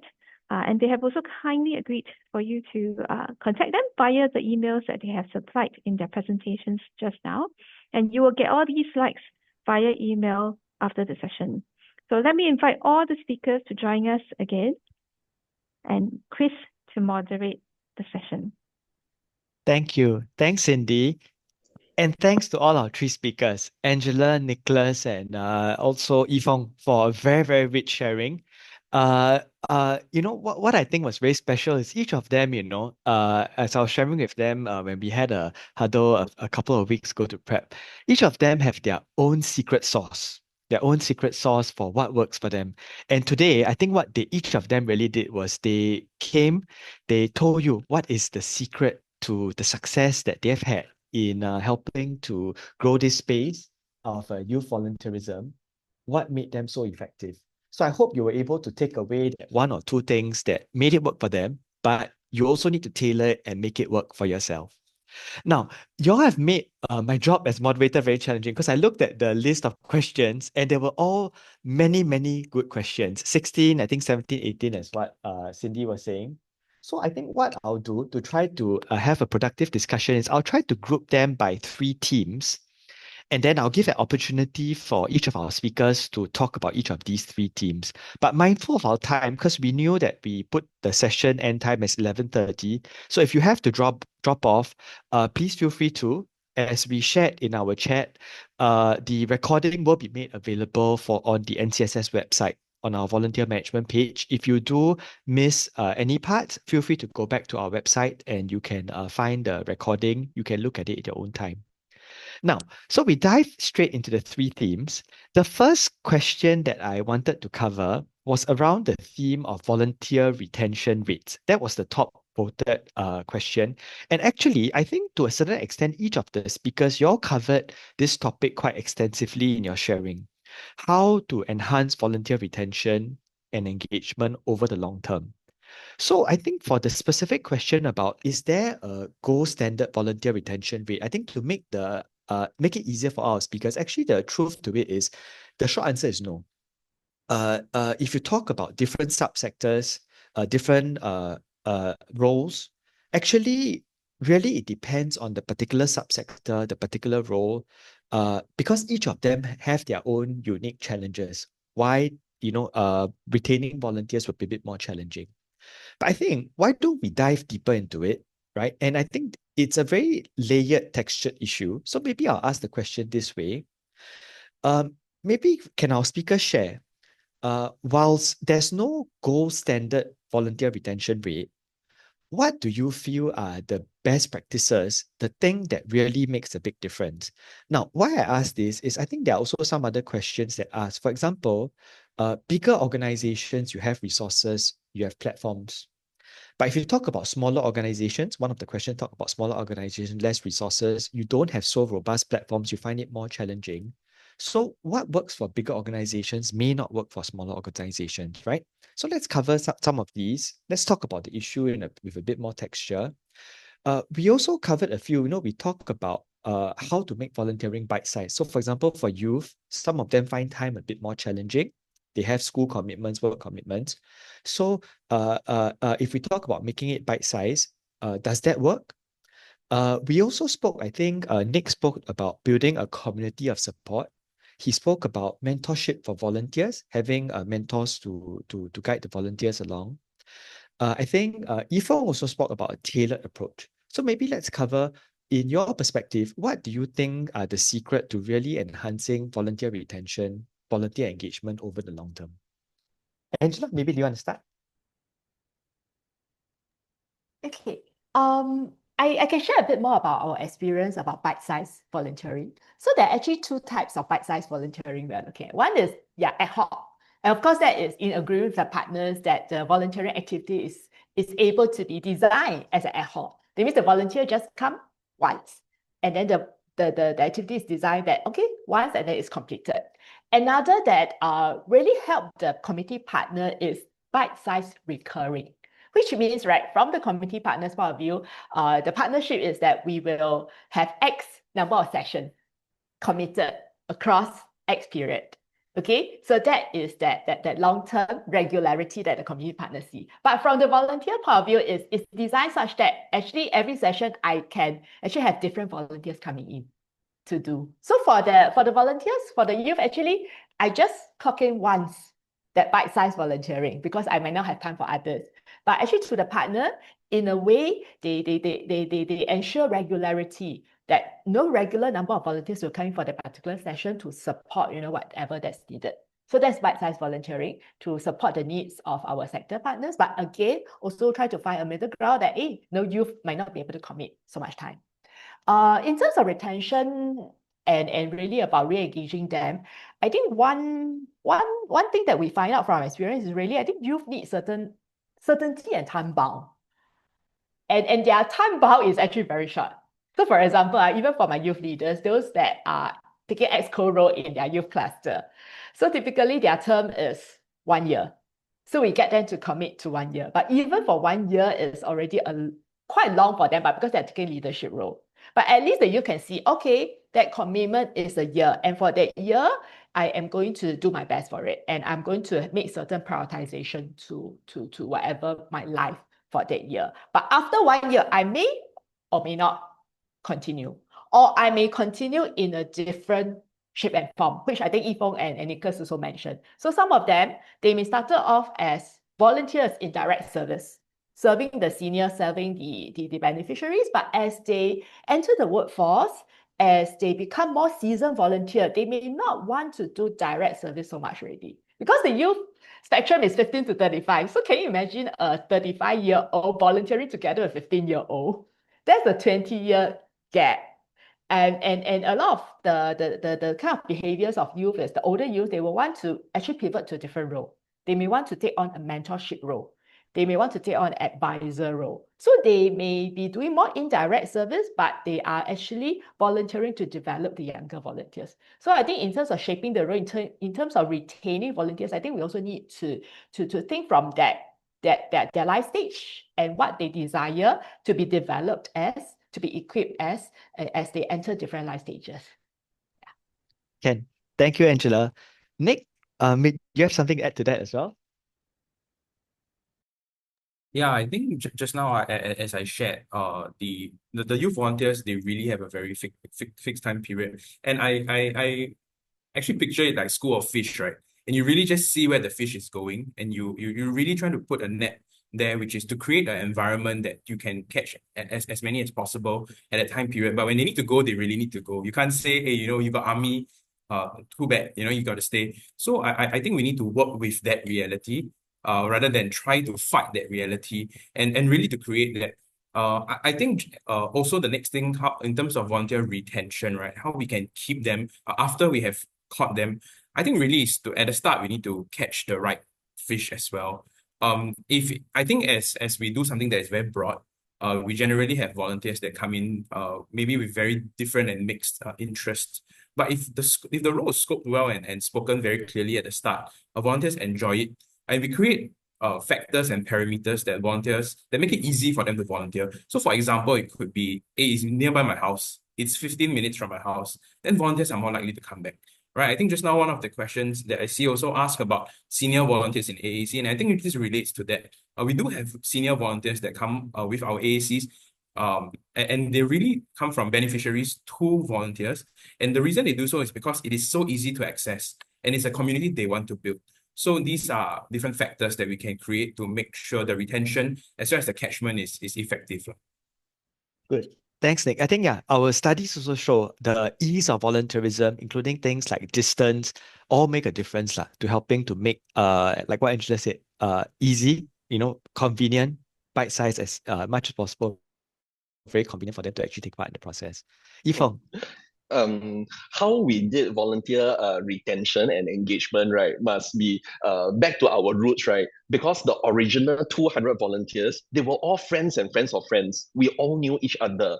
And as we continue to grow, that was our principle in volunteer management. We should know each and every one of our volunteer. So at the very beginning, I was doing volunteer management. I actually had an Excel sheet of my 200 volunteers, and each of them I have a CRM. But it's a manual just on the Excel sheet lah. So I have volunteers who say that, oh, I just gave birth and I won't be able to volunteer for the next 2 years.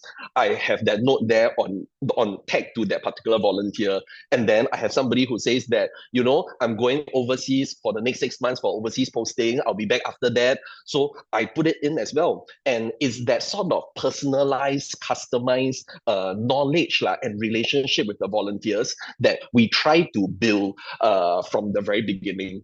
Even later on, as we scale, we know that it was not possible always to go into such detail, but we still, where possible, at least know the profile of the volunteer, and we don't discriminate, or we don't see that like, oh, people who volunteer only once a year, then they are not so good as volunteers, or I don't value them as high. We still treat them as part of our volunteer community, and because seasons come and go, if you continue to maintain that relationship, there are many volunteers who, at a period of time, because of work transition, life transitions, they find it difficult to volunteer. But 1 year, 2 years, 3 years down the road, they come back and say that, hey, you know what? I'm ready to come back now again. And we find that maintaining that relationship is important. Yeah. Yes, very good point, Yvonne. I think you really hit the nail on the head there. I think my experience in youth volunteerism showed a couple of things that you pointed out very clearly. One, the seasons of life that Nick and you mentioned is very pertinent. And sometimes when it's not the right season for them, they need to spend time on work, family. Some of them, if they are with young families with young kids, they have to spend time on their young kids. It's always that point about telling them the door is always open. As and when the season is right, let them know the door is open. They can always come back. And the other point also I think quite pertinent is this whole idea of the most effective way to get new volunteers actually is to tap on your existing networks, word of mouth. I've tried things like, you get mass media, social media, etc. Nothing is actually more effective than getting your people in your network, your own current volunteers, to bring a family member, friend. And it's always a much more powerful way because they are also more likely to stay as well.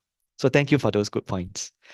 Okay, then I think on our chat also, there's a very rich discussion around this whole idea of altruism, people wanting to do volunteerism for altruism, the point that Angela mentioned, versus, I think for some youth, okay, we don't go into the paid part first. For some youth, there's this whole concept about CV padding. Some of them do the volunteerism because they want to pad up the CV. And then when the SSA engage them, they feel that, this person doesn't seem to be doing it out of goodwill, but more to pad up the CV.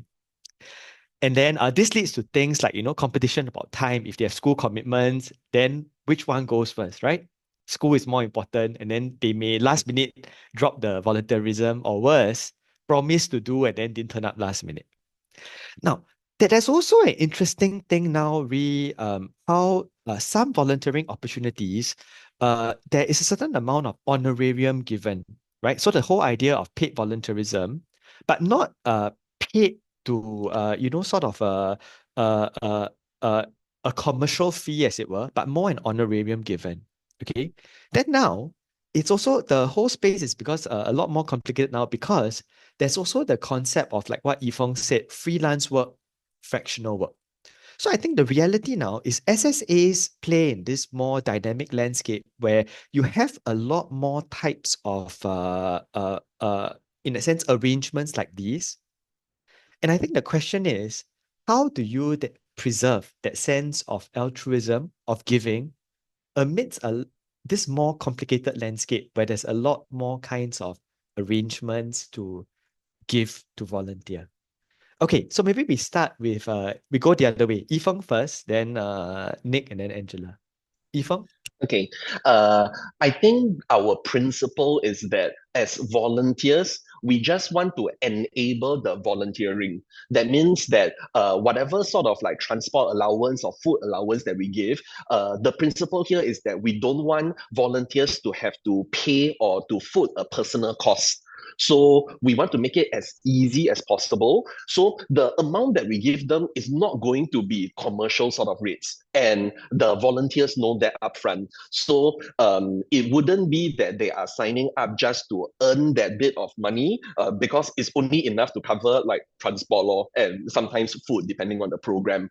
Then one of the things we also saw was that we offer the allowance as an option that the volunteers can take, and we offer it upfront to tell them that this is to make it simpler, easier for you to volunteer. But we see that maybe about 60 to 70% of the volunteers, they don't actually take it. So you give them the option and they say that, no, it's fine. I'm doing this out of goodwill. I want to do this volunteering. And for those who take, we also don't have the, this person come and volunteer, I still want to do transport claim and all these things. We also don't do that. The whole idea is just to make it easy for them. And in the communication, that should be what the volunteers feel as well. They shouldn't feel like I'm here to earn something, I think. Yeah. Thanks, Fong. And Nicholas, what do you feel? I think in terms of allowance as well as reimbursement, I think what we aim to do really is to reduce these barriers and cost out of the volunteers' pocket. I mean, they're taking out their time to do so.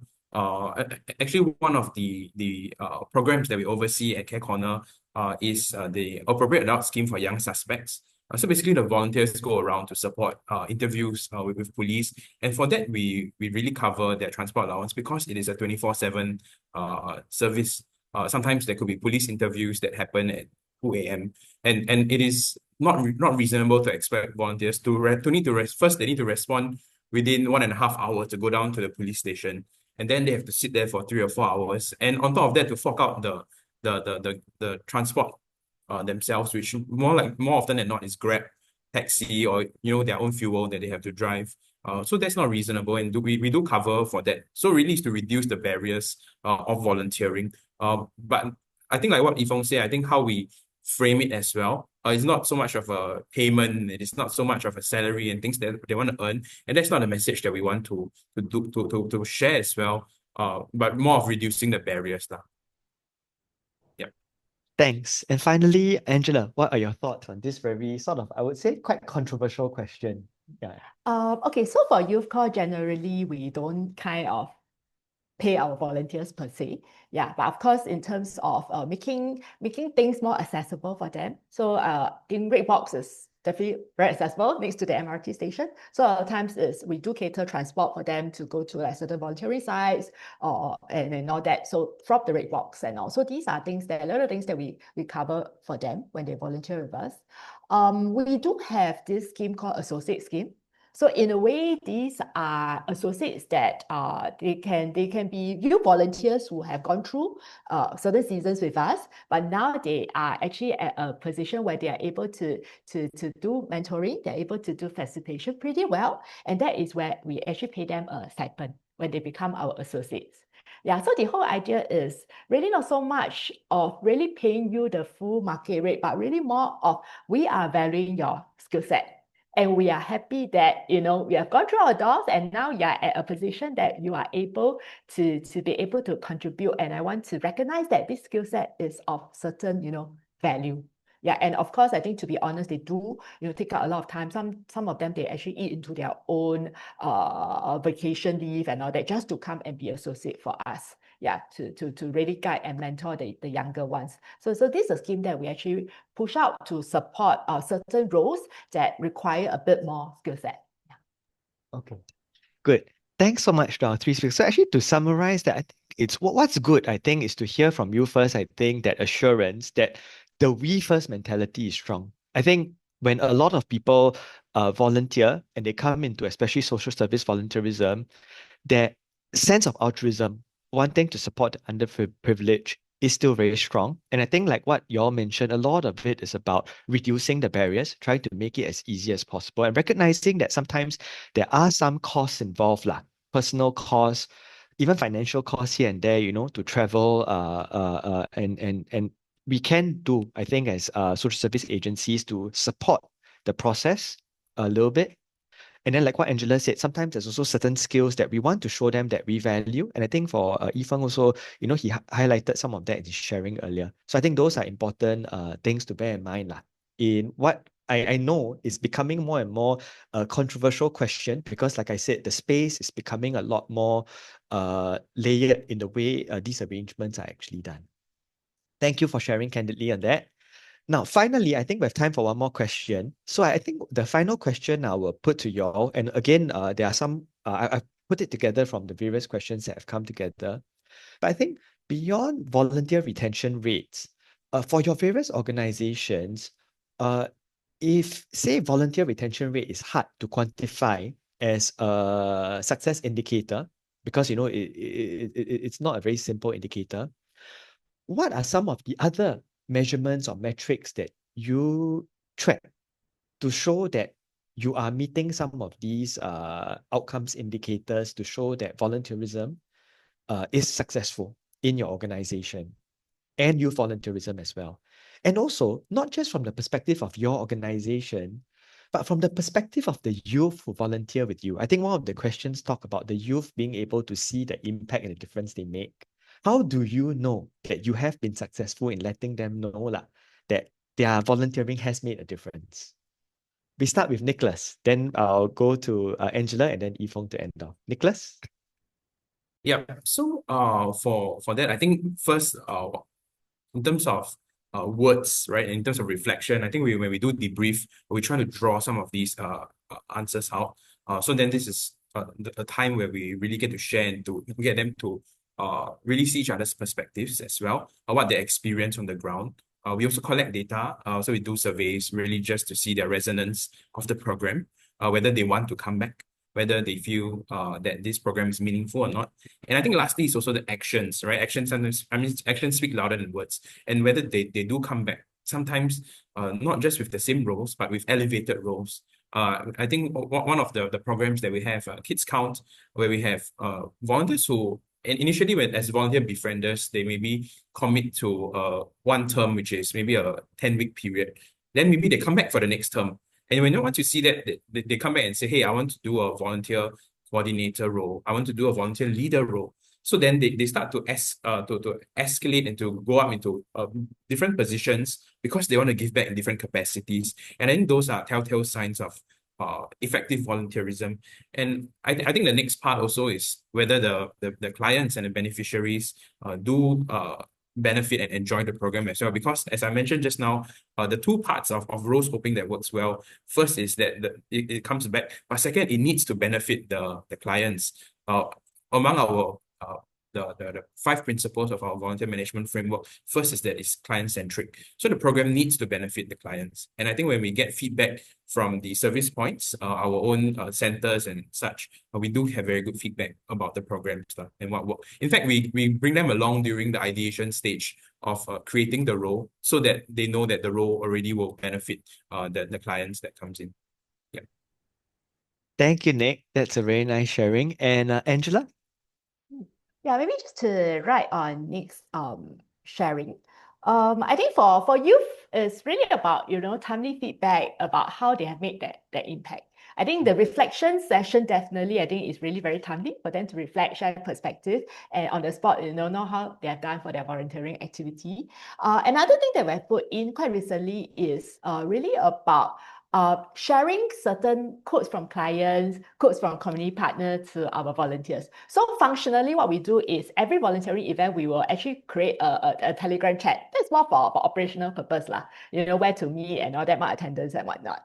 So we use that particular chat, the same chat, after the event, we will actually, the staff or the volunteer coordinator will actually send photos to the youth. Okay, this is, thank you for volunteering. These are the photos and this is the impact you have made. These are some quotes from the partners. These are some quotes from the beneficiaries. You have made a difference and these are the difference you have made. So send it on the day itself or send it within the weekend so that it's timely, the impact is still there and you feel that, yes, I've made a difference and I want to volunteer again. So that is one way. And how we measure, definitely I think surveys, looking at how the feedback from partners, as well as NYC, we have these youth development outcomes that we actually measure across all our different programs. So there are certain indicators that we actually use and put it into the survey, and we actually do that tracking quite a fair bit. And of course, I think within our Discover Survey action, we can actually easily extract data also, and we do quite regular data analysis also to see how we are performing, the volunteer profiles. Is there a need to also increase the diversity of the volunteers and things like that? Thanks, Angela. That's very helpful. And finally, Fong, what are your thoughts on this? I wanted to add on, we do exactly what Angela said about communicating the impact to the volunteers through the group chats and all these things. I just wanted to add on one small point is that we put it into the program feedback mechanism. So we make sure that each of the student, each of the participant actually has a segment where they can thank the volunteers. And we bracket and in the nudge in the question, we even ask that, oh, you can write down your volunteer's name too, or like the person who shared with you today.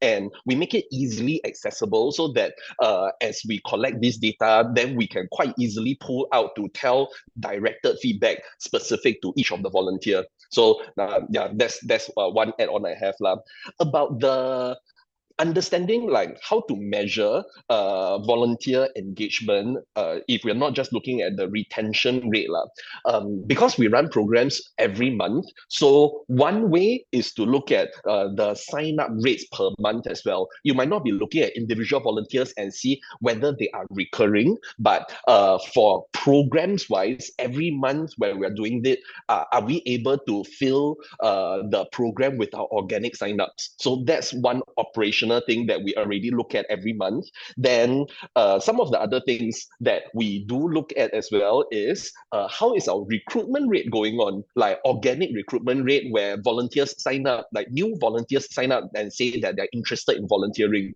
Because we, like I shared just now, right, our greatest publicity and recruitment is the volunteers themselves. So if our recruitment rate is still healthy, every month we organically still have our 10, 20 new volunteers who are signing up, it means that our volunteers are still carrying the message. So that was one proxy. Then the last bit, a little bit of hard work, but again, that was the DNA that we grew up in as an organization. Once a year, we actually hold a volunteer event, so a volunteer get together. So in that once a year event, we actually invite all our volunteers to come down, share a little bit about our plans for the upcoming year, our achievements for the past years, recognize some of the volunteers who have done great work and all these things, right? For that particular event, we actually individually text every single one of our volunteers and we track response rates. People might not be able to turn up for the event itself, but are people still warm? Do they still respond to you and say that, hey, I'm very sorry. Oh yeah, I haven't heard from you for a long time. I haven't been around for a very long time. All these things. Those are still good indicators that they are engaged, even though they might not be present. But if they are, they're not even replying to the messages anymore, like a personal text message, then you know that, that person might be already going on hiatus, or they are dropping off from the active volunteering pool. Yep. Good. Thanks, Fong, Nick, and Angela. So I think what I'm picking out to summarize that discussion there is relating to that very intentional way of tracking various outcome indicators from different perspectives. One is from your own organizational perspective and program perspective, the beneficiary perspective, because you all spoke about how it's important to also let the volunteers know that their work has made a big difference to the beneficiaries directly. And also, the impact that they themselves have brought, in terms of that joy from volunteering and the difference that they have made, being able to track those. But importantly, I think what you all also brought up very importantly is the closing the loop, the last mile closing of the loop with the volunteer themselves. Some of it has to be very timely, where after the event, you either drop them a Telegram or WhatsApp message to let them know that they've made a big difference. But two, like I think what Nick and Fong also spoke about, regular events to bring them together, bring the community together, and to let them know that you very much appreciate them. And I think what's good is for all these different best practices on volunteer management, NCSS and Youth Corps Singapore, I think Youth Corps Singapore has built up a very good set of its own resources in terms of volunteer management when it comes to a youth perspective. So I think Youth Corps, on their website, etc., I think they have some of these resources. Likewise, on NCSS, I would like to do a bit of koyok to let our participants also know that, we have built up, I think, a lot of strong resources in volunteer management, and it's available on our website. Many of them have been developed over the years, like our toolkits and all. So feel free to go online, take a look and see what's relevant.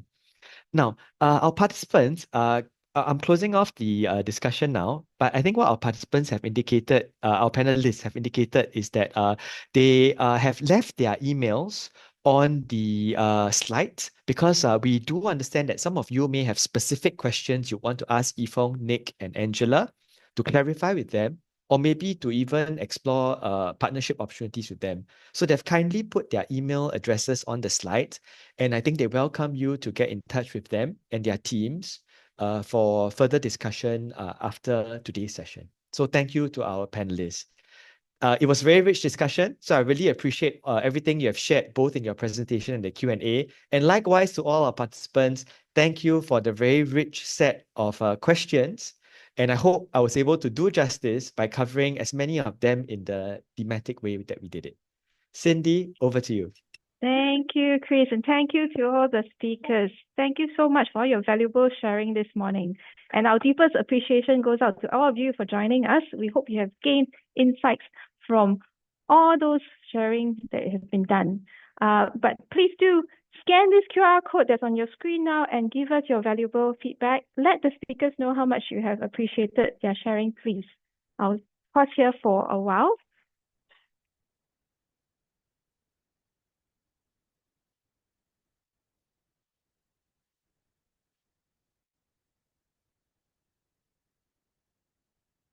Okay. And as you know, we will be holding 2 more Volunteer Management Network sessions on Wednesday, 4th of February and Thursday, 12th of February. If you have not signed up for it, please do scan this QR code and join us on the 4th and 5th. We will have lovely speakers talking all about their experience and all their best practices during those sessions. Yeah, and so everyone, thank you for staying on till right to the end. We hope you have a lovely rest of the Friday and the weekend. Thank you so much for joining us.